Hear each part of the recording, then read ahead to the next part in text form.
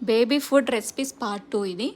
ఇంకా ఈరోజైతే ఇంకేం వెజిటబుల్స్ లేవు వేయడానికి కూడా. ఇంకా అందుకని నేను ముందే అన్నం, పప్పు నార్మల్గా కొద్దిగా నెయ్యి వేసి రైస్ కుక్కర్లో అన్నం వండేసి పెట్టుకున్న, మెత్తగా స్మాష్ చేసి రెడీగా పక్కకు పెట్టిన.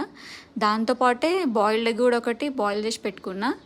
ఇంకా దాంట్లో ఈరోజు ఇంకా వెజిటబుల్స్ ఏం లేవు కాబట్టి ఎల్లో యాడ్ చేయాలనుకున్నా. ఎల్లో మనం డైరెక్ట్గా పెట్టడం వల్ల వాళ్ళకి నాలుక చుట్టకపోవడము, మింగలేకపోవడము అట్లాంటి ఇబ్బంది ఉంటుంది. అట్లయితే మొత్తం తినరు, ఏదో కొంచెం తినేసరికి వాళ్ళకి ఇబ్బందిగా ఫీల్ అనిపిస్తుంది. ఇట్లా రైస్లో పెట్టడం వల్ల కంపల్సరీ తింటారు. మీరు ట్రై చేయండి ఇంకా కావాలంటే. ఇంకా వైట్ ఇంకా ఆప్షనల్, మీరు తినే ఉంటే పెట్టండి. ఇంకా మా చిన్నోడైతే అస్సలు తినడు, ఇంకా అందుకే నేను ఇంకా పక్కకు పెట్టేసిన. ఇంకా ఇట్లా డ్రైగా తినడం కన్నా వాళ్ళకి ఎల్లో మొత్తం తినేస్తారు. రైస్లో ఒకసారి కలిపి ట్రై చేయండి. మా చిన్నోడైతే కంపల్సరీ తింటాడు. ఒక్కొక్కసారి ఏం వెజిటబుల్స్ లేనప్పుడు కూడా నేను ఇట్లా ట్రై చేస్తూ ఉంటా. Follow me for more videos. Subscribe.